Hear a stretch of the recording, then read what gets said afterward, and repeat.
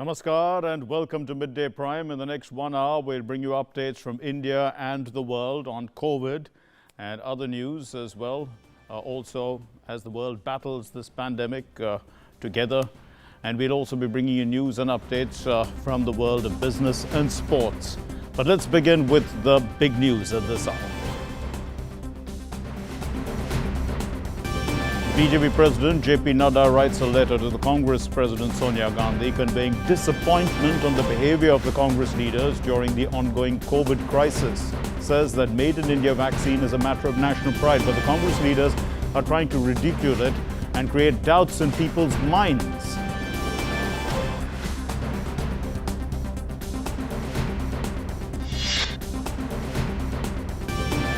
Prime Minister Narendra Modi speaks to his Bhutanese counterpart, Dr. Lotay Tshering, on the telephone.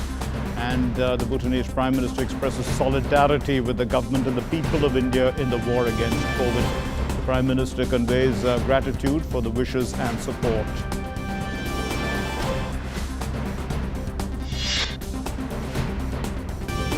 The country records a significant drop in daily cases of COVID. 329,942 cases reported in the last 24 hours, 10% less than the previous day. And the recoveries in the last 24 hours also exceed new cases for the first time. This is after 61 days. Oxygen expresses. They continue to distribute life-saving oxygen to different parts of the country. The first oxygen express arrives in Bengaluru from Tata Nagar.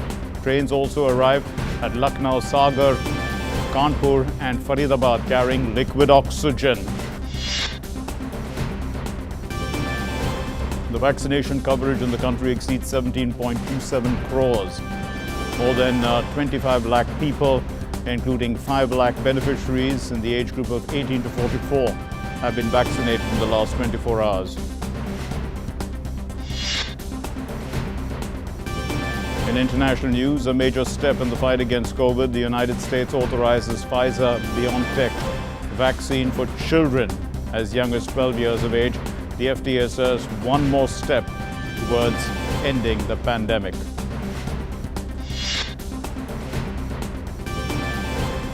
Meanwhile, the pandemic situation shows improvement in various countries. The US reports its lowest weekly cases since last September.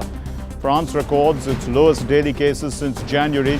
The WHO says the pandemic is plateauing with declining number of cases and deaths. And in some sports news, well, the Indian cricket team to tour Sri Lanka from the 5th of July to the 28th of July. The BCCI accepts the itinerary proposed by the Sri Lankan Cricket Board. 3-match ODI series and 3-match T20 series is scheduled in this visit. So let's begin with the big story.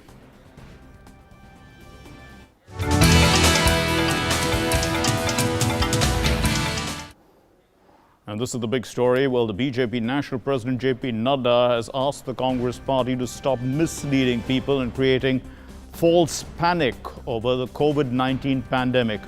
And in a 4-page letter to the Congress President Sonia Gandhi, Nadda asked her if she and her party are trying to weaken this fight against COVID-19.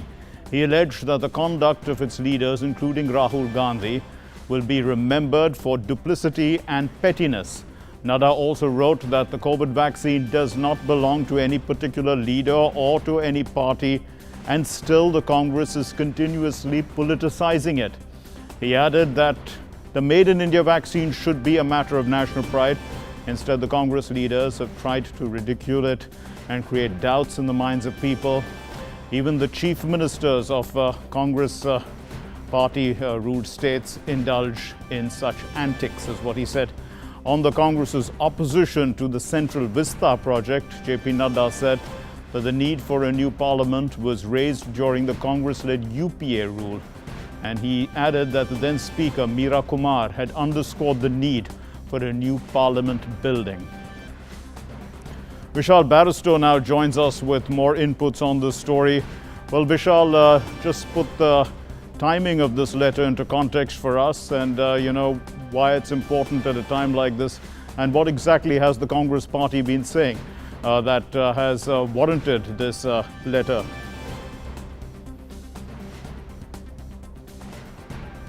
Vishal? I wish and I hope that you are keeping yourself safe.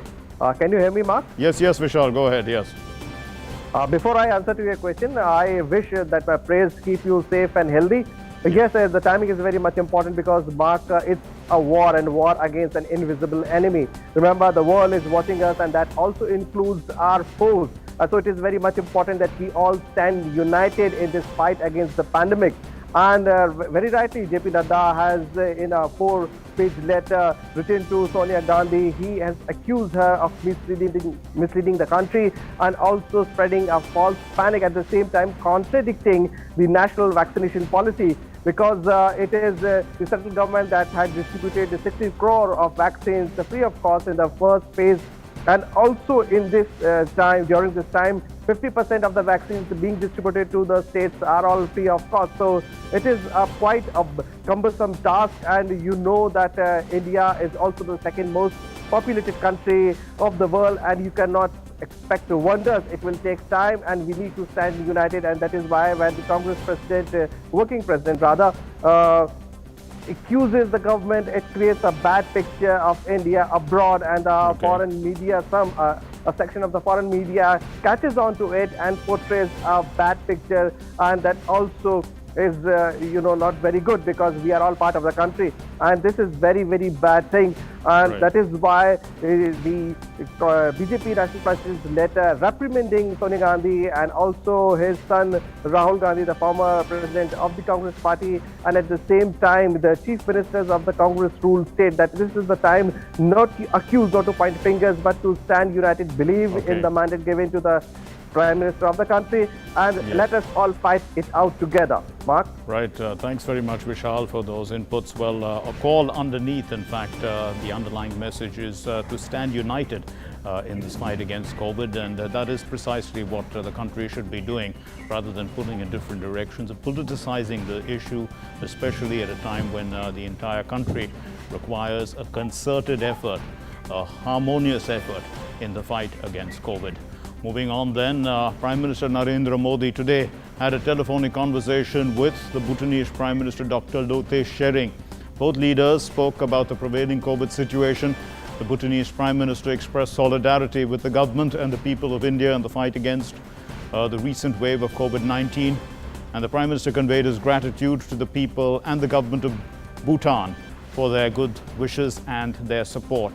He also appreciated the leadership in managing Bhutan's fight against this pandemic and extended his best wishes for their continuing efforts in that direction. Well, the leaders also noted that the present crisis, the situation, has served to further highlight the special friendship between India and Bhutan.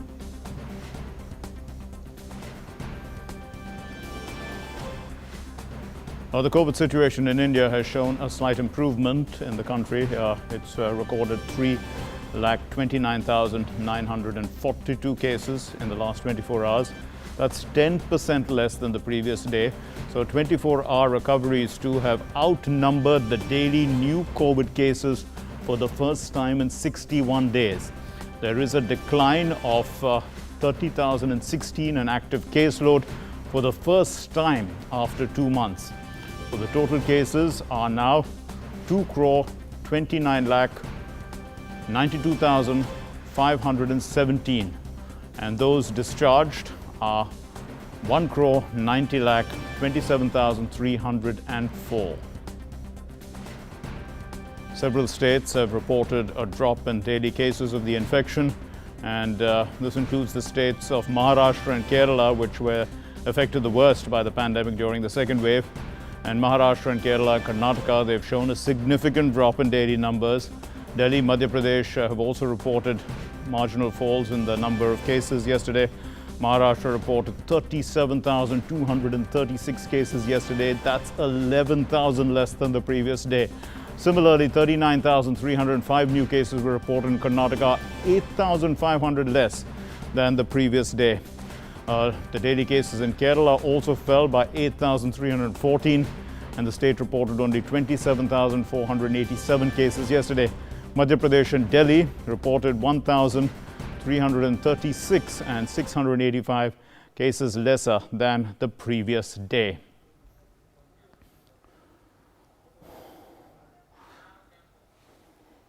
So the national capital, Delhi, has registered the lowest daily COVID-19 test positivity rate on Monday since the 16th of April, almost a month ago. The capital continues to witness a drop in new coronavirus cases. On Monday, Delhi registered 12,651 new COVID-19 cases. The test positivity rate came down to 19.10%. And that's the lowest, as we said, since April 16th this year. And on April 22, in fact, the positivity rate was unprecedentedly high. It was 36.2% in the national capital, so it's come down from there. The national capital at present has 86,232 active cases. So India's largest vaccination drive has gained momentum. The country has vaccinated over 17 crore 27 lakh people. The vaccination doses, in fact, have been given out so far. Cumulatively, 17 crore 27 lakh 10,066 vaccination doses have been administered so far. Over 25.5 lakh beneficiaries are in the age group of 18 to 44 have been vaccinated so far. So 13 crore 54 lakh 94,474 beneficiaries were vaccinated for the first dose so far, and 3 crore 72 lakhs 15,592 beneficiaries have received both doses of the vaccine. So more than 25 lakh beneficiaries were vaccinated on Monday, and out of these 10,75,948 were given the first dose, and 14,27,808 were given their second dose in a single day. So more than 90 lakh COVID vaccine doses are still available with the states and union territories to be administered, and more than 7 lakh vaccine doses will be received in addition by the states and union territories within the next 3 days. The vaccination exercise as a tool to protect the most vulnerable population groups in the country from COVID-19 continues to be regularly reviewed and monitored at the highest level.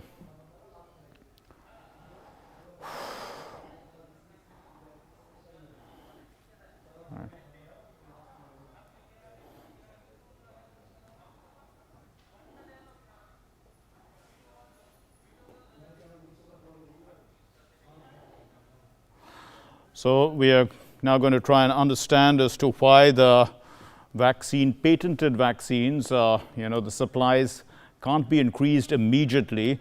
So that's an important aspect. We need to understand that increasing of patented vaccine supplies, how that can be done.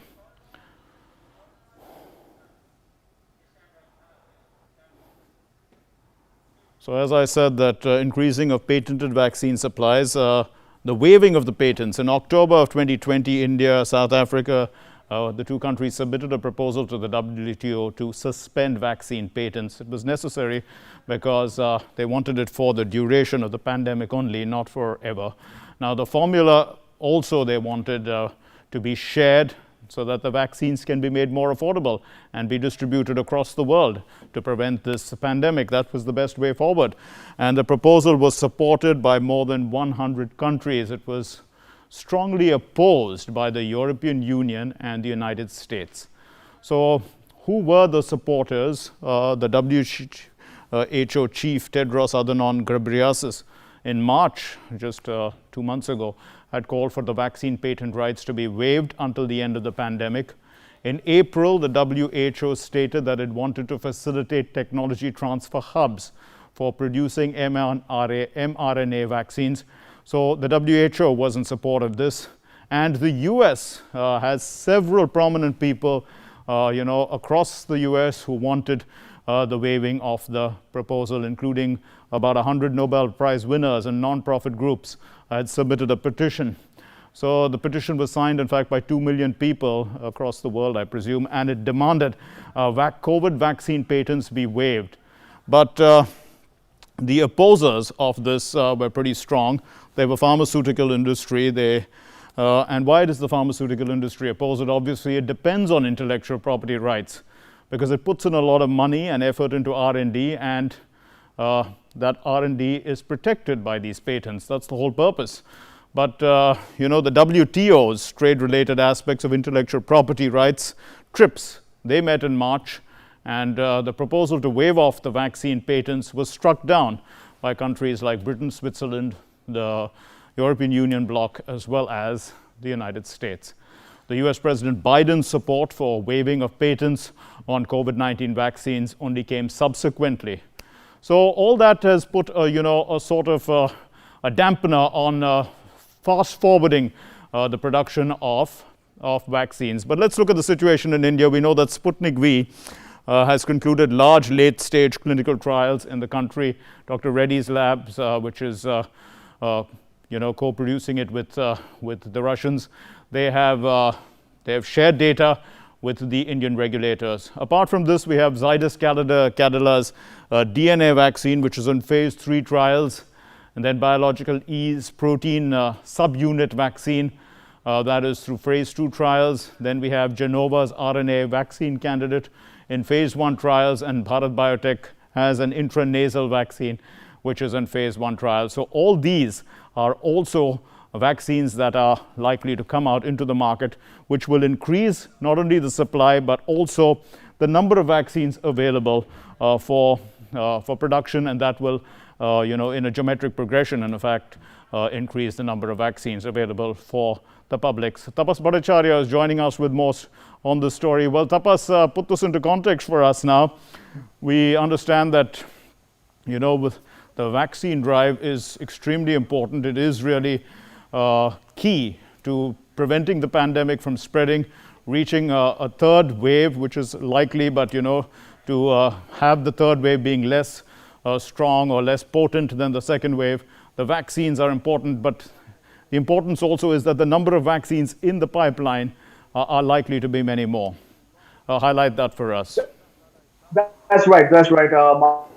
So you bang on there that there are many vaccine manufacturers lined up, and it is expected that in a due course of time, those particular vaccines will be given due diligence and will be depending upon the DCGI's approval from the Drug Controller General of India's approval. They will be introduced in the country, and it's not an easy process. Mark, let's just put that into perspective also. So if there are some intricacies, if there are some issues that are required, that needs to be taken into consideration before you put that vaccine in the market, because once it is out in the market, there can be many things that can go wrong. So before that happens, the DCGI, Right. the government of India, everyone needs to understand the whole process, the numbers, the data crunching that they will be coming out with the phase 1, phase 2, phase 3 trials that we are talking about, and those points have to be taken into consideration before you want, what you call Yes. you introduce the vaccine. Apart from that, one also you speak about the fact that the Johnson and Johnson vaccine that is already there, the Sputnik Light vaccine that is already Yes. given a go ahead. Those vaccines also will be can also be available in the country. In fact, we've been told that Sputnik V, Yes. the vaccine developed by Russia earlier, which has got the DCGI approval and is expected already 1.5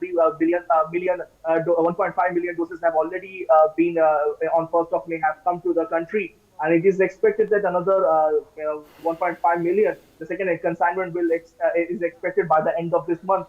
And the RDIF, which is the Russian Yes. Development Infrastructure, which actually manufacture and which promotes this particular Sputnik 5, have already tied up with 6 pharmaceutical companies in the country to produce almost 850 million doses. And Okay. that's going to take place in another quarter. So they are ramping up already. They are in the process of ramping up. Apart from Dr. Reddy's Right. lab, there are other Yes. labs which are in talks with them. So they are ramping up the production. In fact, Russia Yes, is Tapas. betting big on India's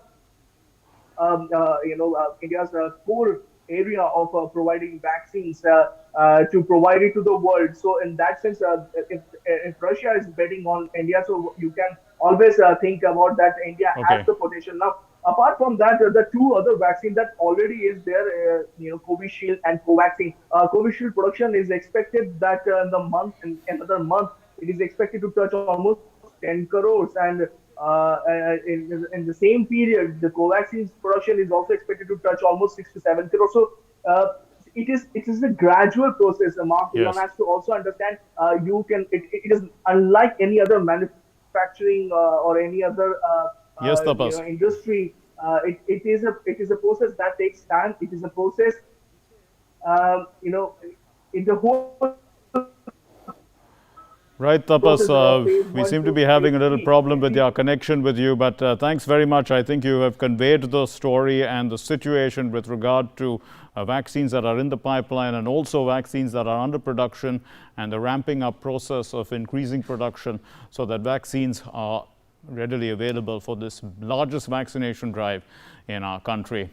Also there, the Ministry of External Affairs is in negotiations with countries across the world, and we know that a lot of aid is coming in, but also in the direction of vaccines, which may be in excess in some countries and are already under approval in India, like the AstraZeneca vaccine, that can also be diverted towards India. In fact, talks with the United States are ongoing in that direction. Moving on then, let's now move on to our developing story.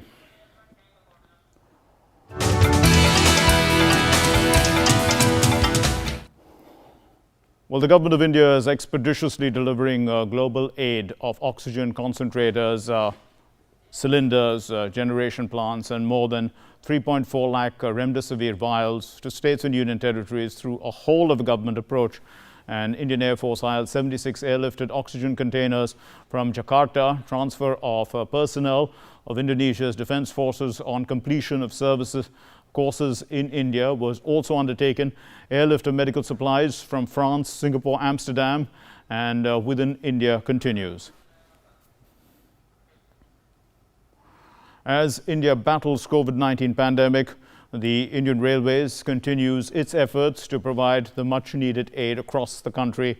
And in order to provide relief to COVID-19 patients, the first oxygen express to Karnataka arrived in Bengaluru today, carrying 120 tons of oxygen containers. The containers were sent from Tata Nagar in Jamshedpur that was in Jharkhand. That happened yesterday, and the oxygen express from Tata Nagar reached via the Green Corridor.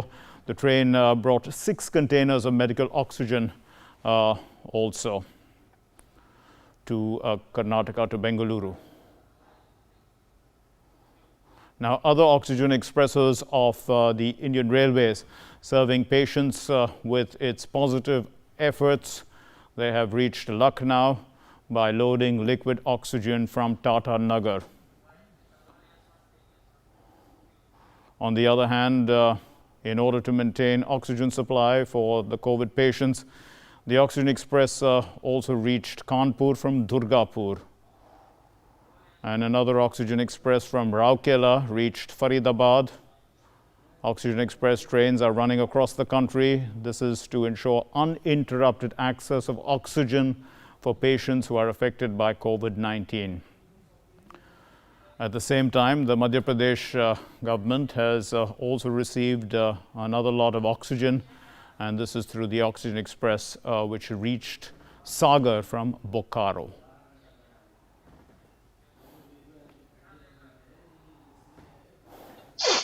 Abhishek Jha is now joining us with more on this story. Well, Abhishek, you mainly look at the international efforts of coordination with international countries, with states.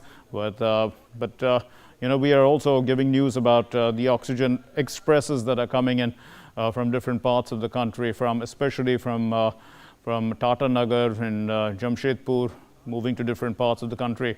So, just put into perspective the overall effort. It's a whole of government approach in which whatever is coming in is being distributed to places that are needing it the most.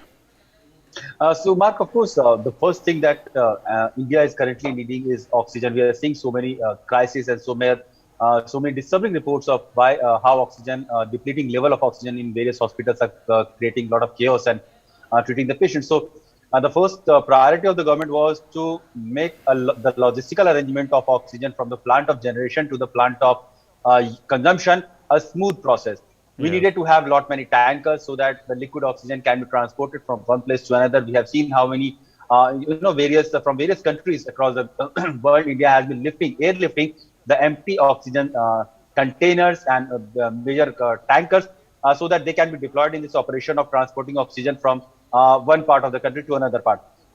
There is interestingly this whole COVID case. We have seen the surge in cases, especially in northern part of India and western part of India mostly, while the oxygen plants, various high capacity oxygen plants are lying in the eastern part of India. So will always be lot of oxygen tankers on the route, and so we needed to have as many tankers as possible so that while the tankers can lift the oxygen and deliver it at the hospitals, various hospitals in various states, in UP, Delhi, or in Maharashtra and other places.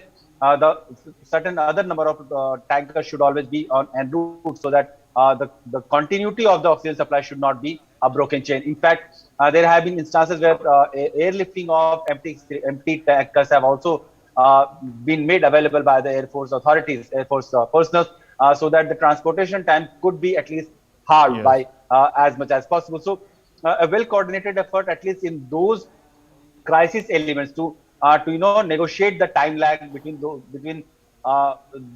point of generation or point of availability to the point of need is being managed by the government and various authorities. Like we have seen naval forces deploying in this operation, army deploying its assets in this operation, Air Force personnel are deployed in this operation. Railway has been supplying the containers and the tankers through the green corridor made by the railway authorities, so that these green corridors not only let these tankers be made available at the earliest speed, but it will also ensure that this whole wagon, they are not stopped anywhere, and the transportation time could be curtailed.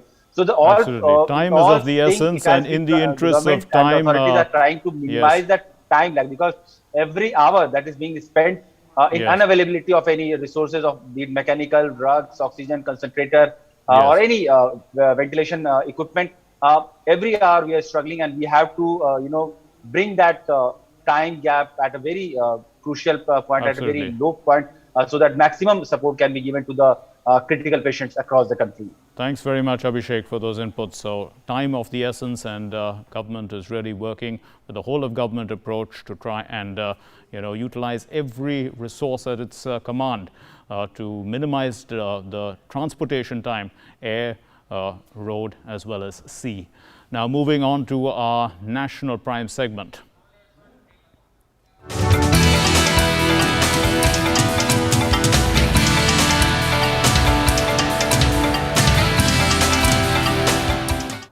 The Defence Minister Rajnath Singh arrived in Lucknow today and inspected 2 new COVID hospitals set up with the help of the Defence Research and Development Organization, also the Hindustan Aeronautics Limited, and he visited the makeshift COVID hospital at the Hajj House in Sarojini Nagar area. The Uttar Pradesh Chief Minister Yogi Adityanath was present with him. This is a 255-bed hospital. It has been set up by HAL in collaboration with the UP government, and it treats patients. यह 255 यह beds का यह बनकर यह Covid hospital यहाँ पर तैयार हुआ। इसके पहले हमारे मुख्यमंत्री उत्तर प्रदेश योगी आदित्यनाथ जी ने DRDO का जो लगभग 500 बेड का जो कोविड हॉस्पिटल बना है उसका भी उन्होंने लोकार्पण किया था। यहाँ पर जो लगभग 25 वेंटिलेटर्स और अप्रॉक्सीमेटली 100 के आसपास यहाँ पर HFNC यानी जो क्रिटिकल जो केसेस होंगे इनके ट्रीटमेंट की यहाँ पर बहुत ही अच्छी व्यवस्था की गई है। आज इसका निरीक्षण करने के लिए हम लोग आए थे। And the Defence Minister said that the UP government has shown alertness in handling COVID.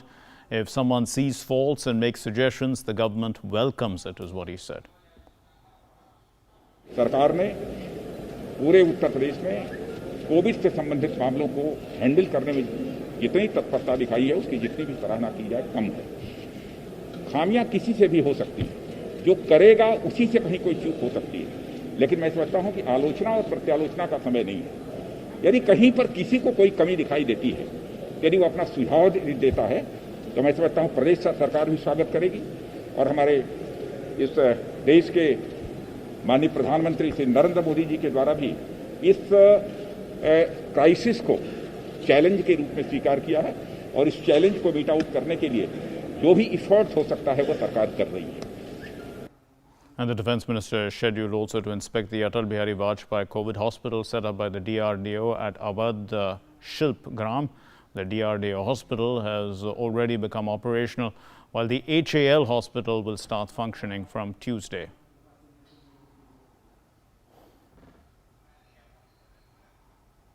The Union Minister of State Finance and Corporate Affairs, Anurag Thakur, handed over 7 oxygen concentrators to Residents Welfare Society of Himachal Pradesh, the Himachal Mitra Mandal, and they will be provided to needy patients in Delhi. And in fact, he said that India will surely fight against COVID-19. Corona से जंग जीतेंगे हम, ये हर भारतीय और हर दुनिया के हर व्यक्ति का यही संदेश है, क्योंकि इस लड़ाई से जीतना जरूरी है। राजधानी दिल्ली में जिस तरह से केसेस बढ़े, यहाँ पर ऑक्सीजन की कमी भी आई। जो हिमाचल की यहाँ पर संस्थाएं अच्छा काम करती हैं, हमने उनको कहा कि आप भी आगे आइए। उनकी ज़रूरत थी ऑक्सीजन कॉन्सेंट्रेटर्स की, और हमने उन सब संस्थाओं को बोला कि चाहे वो हिमाचल का हो या गैर हिमाचली हो, इन संस्थाओं के माध्यम से उनको लाभ मिल सके, ऑक्सीजन कॉन्सेंट्रेटर घर पर मिल सकें, ताकि वो अपने घर में रहकर भी अपना इलाज कर सके। India continues its mass-scale COVID-19 testing drive. So far, India has tested 30 crore 56,187 COVID-19 samples, out of which 18,50,110 were tested in the last 24 hours. Uttar Pradesh state government has initiated house-to-house active case finding of COVID-19 in rural areas to contain the transmission. It's testing people with symptoms for rapid isolation, for disease management, for contact tracing.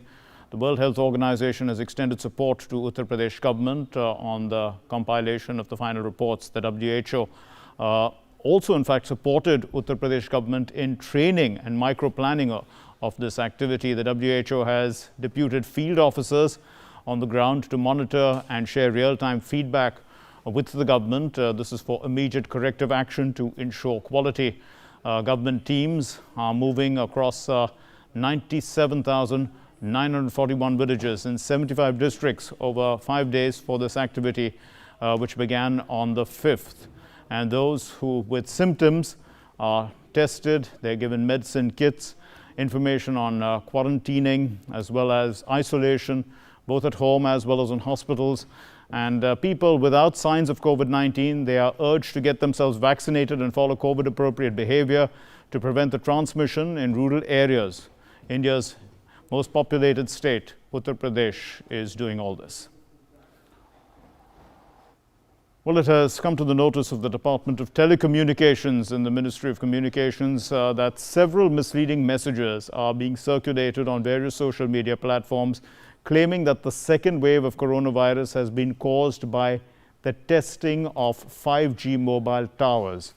Now, as per a press statement issued by the DOT, these messages are false. They are absolutely incorrect. The press statement informs that the general public is hereby informed that there is no link between 5G technology and the spread of COVID-19, and they have urged people not to be misguided by this false information. These are rumors being spread on the matter, and the claims linking 5G technology with COVID-19 pandemic are false. They have no scientific basis. Moreover, it is informed that the testing of the 5G network has not yet started anywhere in India. So the claim that 5G trials or networks are causing coronavirus in India is baseless and false. Mobile towers emitting non-ionizing radio frequencies having a very minuscule power and are incapable of causing any kind of damage to living cells, including human beings.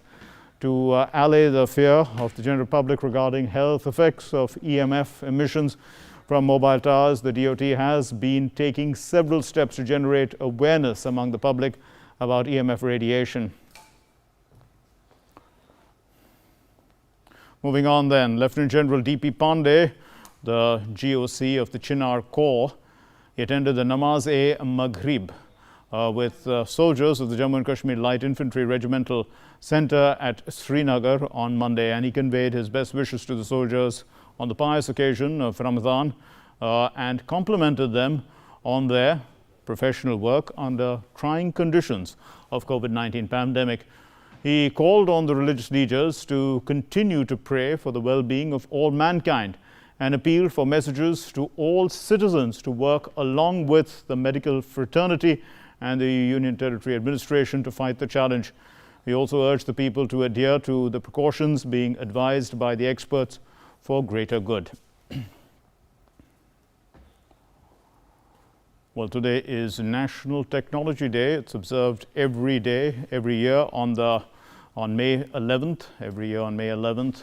What does it commemorate? It commemorates the achievements of engineers and scientists in the field of science and technology, but also because of the Pokhran blasts. Now, the theme of this year is Science and Technology for Sustainable Future. On May 11th, 1998, India conducted 3 successful nuclear tests at the Army's Pokhran test range in Rajasthan as part of Operation Shakti. The operation was led by the missile man of India, Dr. APJ Abdul Kalam. 2 more nuclear tests were conducted on the 13th of May. Prime Minister Narendra Modi saluted the hard work of scientists on the occasion of National Technology Day. He remembered the 1998 Pokhran nuclear tests. The Prime Minister tweeted, "On National Technology Day, we salute the hard work and tenacity of our scientists and those passionate about technology. We remember with pride the 1998 Pokhran tests, which demonstrated India's scientific and technological prowess."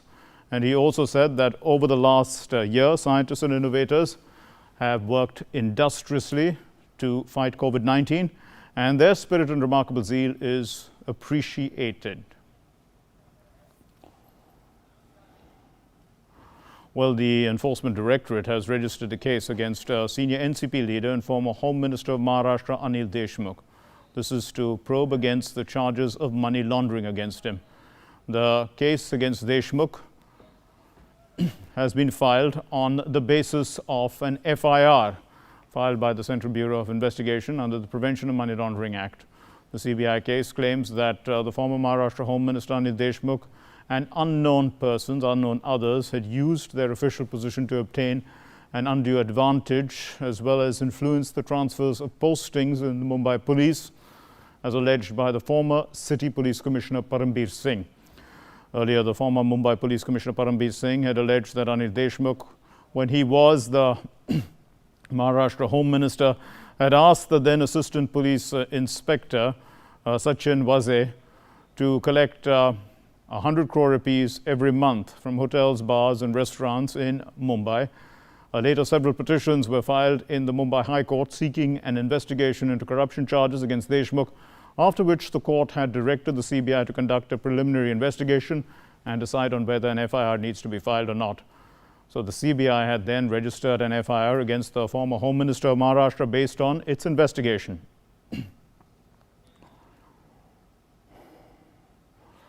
The 16th Assembly session in Tamil Nadu has begun, and with this, the newly elected MLAs of the 16th Legislative Assembly, they took oath this morning, and the ceremony took place at Chennai's Kalaivanar Arangam Hall.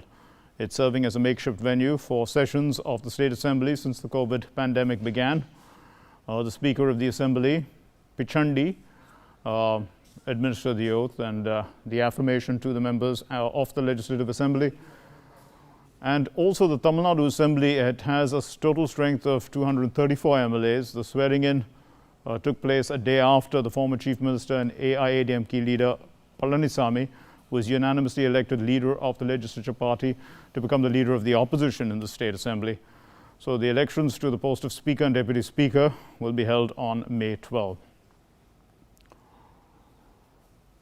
Moving on, 3 terrorists were gunned down in an encounter with security forces this morning. This happened at Wailu, Kokarnag area. We're talking about Anantnag district in Jammu and Kashmir. And according to sources, these terrorists belonged to the Lashkar-e-Taiba.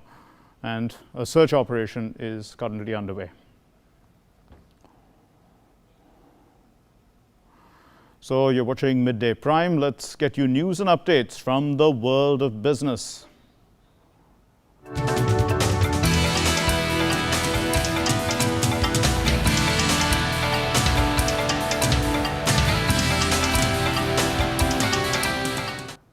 And Tanvi is tracking all the business stories for us. Over to you, Tanvi. Thank you, Mark. The domestic stock markets have lost significant ground so far on Tuesday. So after opening lower, the Sensex at the Bombay Stock Exchange had remained in the red and had declined 398 points or 0.8% to 49,104 a short while ago.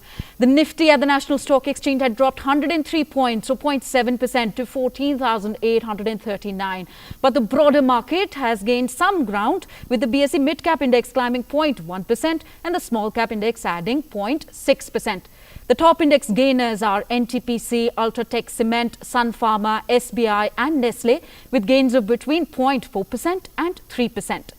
The top index losers are Kotak Mahindra, HDFC, Tech Mahindra, Bajaj Finance and HUL, with losses of between 1.4% and 2.8%. Elsewhere in Asia also, stocks fell after a sell-off on Wall Street overnight as investors braced for US inflation data and after China's ongoing anti-monopoly crackdown weighed on Chinese tech majors.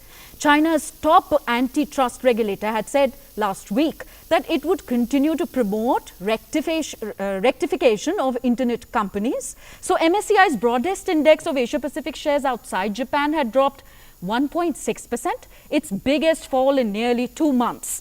Japan's Nikkei index plunged 3.2%. In Hong Kong, the Hang Seng Tech Index fell 3%, dragging the broader market down nearly 2%.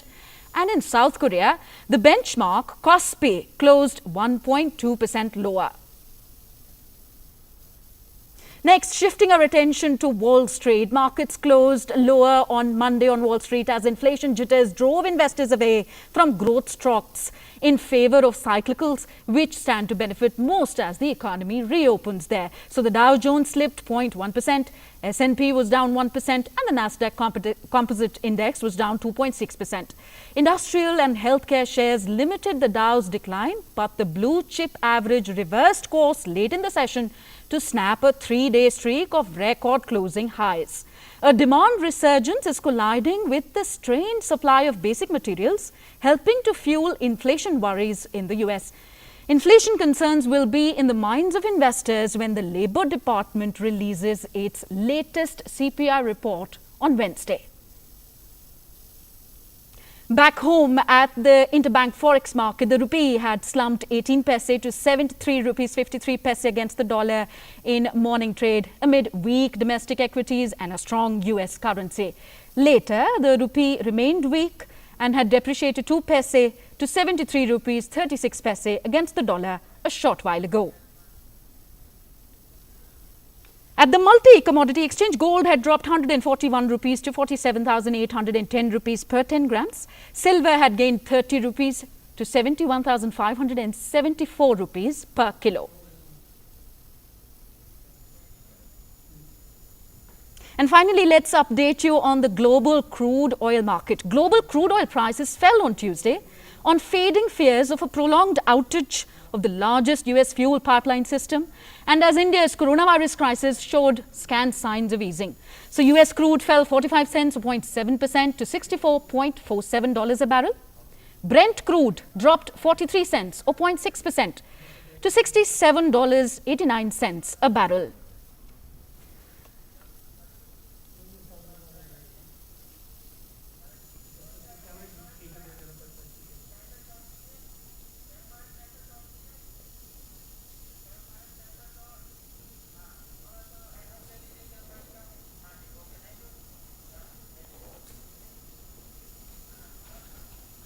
So yes, with that, it's a wrap on our Business Prime segment. Back to you, Mark.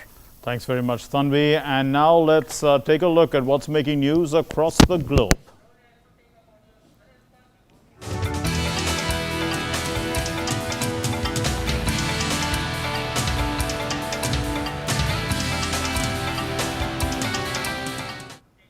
So first, let's take a look at updates on COVID-19 from across the world. So far, over 15 crore, 96 lakh, 32,000 people have been infected with COVID-19. And the number of recoveries have crossed 13 crore, 73 lakh, 42,000 globally. The virus has claimed more than 33 lakh, 18,000 lives worldwide. The United States, where COVID-19 cases are above 3 crore, 35 lakh 14,000 continues to remain the worst hit country with the disease, and the number of fatalities in the US has crossed 5 lakh 96,000. And the US has further extended its vaccination program, providing authorization to emergency use of Pfizer and BioNTech's COVID-19 vaccine to children. The US regulators, they've given the green signal to Pfizer and BioNTech's COVID-19 for inoculation in children between the age group of 12 and 15 years. And the vaccine has been available under an emergency use authorization to people as young as 16 in the United States. The vaccine the vaccine makers, they have said that they had started the process for full approval for those ages last week. It is the first COVID-19 vaccine to be authorized in the United States for this age group, for children. Seen as an important step for getting children back into schools safely.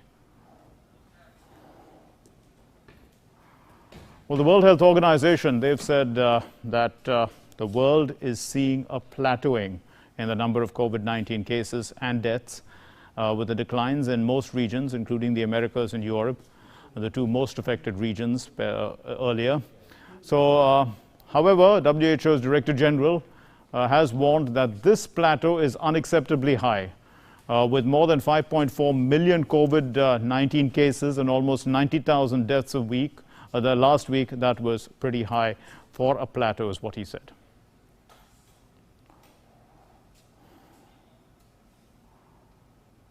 The UK, as the COVID-19 situation continues to improve, their Prime Minister Boris Johnson has set out the next phase of easing of lockdowns in England. The UK Prime Minister has given the green signal to cautious hugging and serving of pints. This is after months of strict restrictions. So Johnson has confirmed that England could continue to the next stage of his four-step plan to bring the country out of lockdown by the summer. Meanwhile, the reopening will apply to England only, with the semi-autonomous governments of Scotland, Northern Ireland and Wales setting their own rules. You're with Midday Prime on DD News and DD India. Time for news from the world of sports.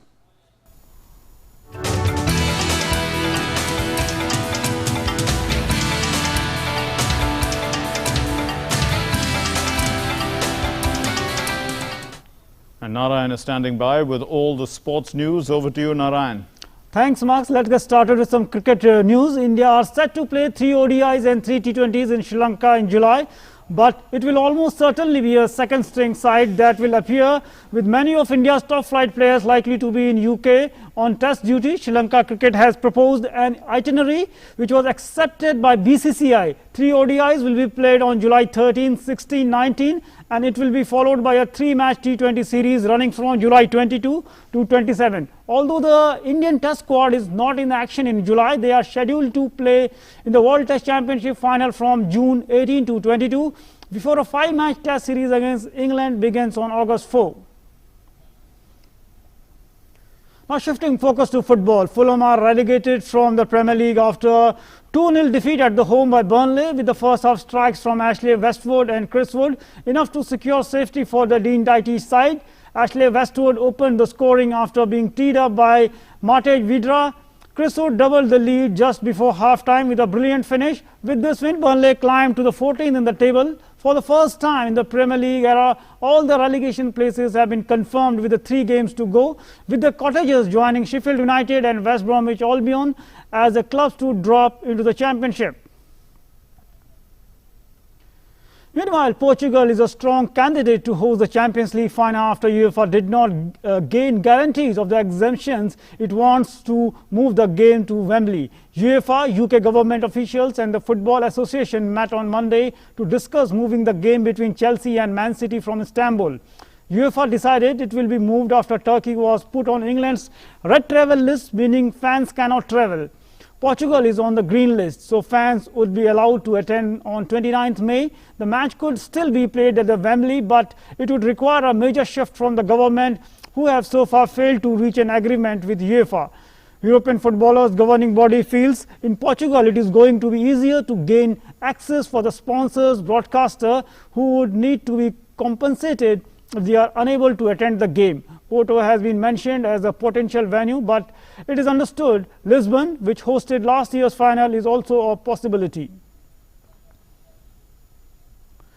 Japanese tennis player Kei Nishikori said he agreed with the competitor Naomi Osaka that organizers have to discuss whether they can hold delayed Tokyo Olympics safely due to the coronavirus pandemic. There has been increasing pressure from the Japanese public to cancel the games, which have already been postponed once from the original date last summer due to the pandemic. Former world number 4 Nishikori said it could be difficult to host the Olympics even behind a closed doors due to the high number of athletes expected to take part.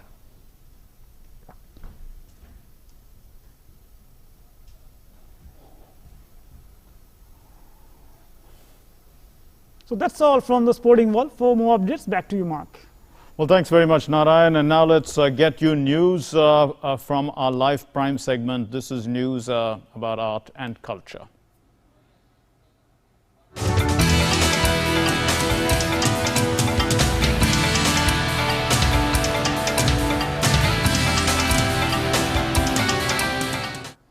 Well, on a first, a 100-bed dedicated COVID care center has opened at a prominent private school in the national capital. The center, set up at Mount Carmel School in southwest Delhi's Dwarka, has a team of 75 volunteers, including nurses, paramedics and doctors. While government schools across the city have been functioning as vacation and isolation centers, this is the first case of a private school in the city operating as a COVID care facility.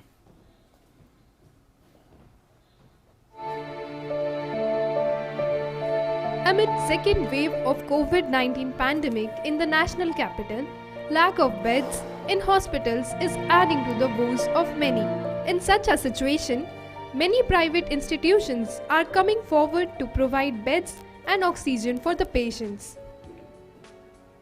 In this series, a private school in Delhi has converted its auditorium into a COVID care center.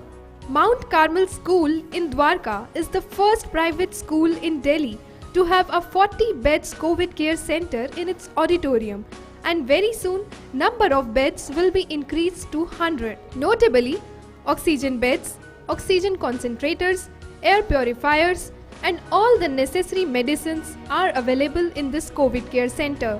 Besides, the school authorities have also put up a big screen where music and films are played to keep patients entertained in this stressful time. एक तरफ दवाई oxygen वगैरह देना है, दूसरी तरफ हम लोग उसका मेंटल और स्पिरिचुअल स्टेट भी देखना बहुत ज़रूरी है. We will have some gentle music playing so that their minds are at rest. और हम लोग ने अपने स्टाफ को बताया कि जब आप उनसे बात करेंगे तो प्रेम से बात करना और जितना मतलब ह्यूमन टच के साथ उनका इलाज करें तो एक प्रकार की आशा उत्पन्न करना उनके मन में. The entire team of doctors, nurses, health workers and cleaning staff has been prepared to take care of COVID patients. The center, which caters to patients with mild COVID symptoms, aims to unite in this fight and work for humanity. Mukesh Shukla's report, DD India. Very interesting indeed. And before we end this edition of Midday Prime, we leave you with a glimpse of Leonardo da Vinci's Head of the Bear, which is a drawing by Gadia Damon, who is an associate specialist for old master drawings in New York's Christie's. Take a look, but always remember to mask up and keep watching DD India. Namaskar. Thanks for watching. Namaskar. है।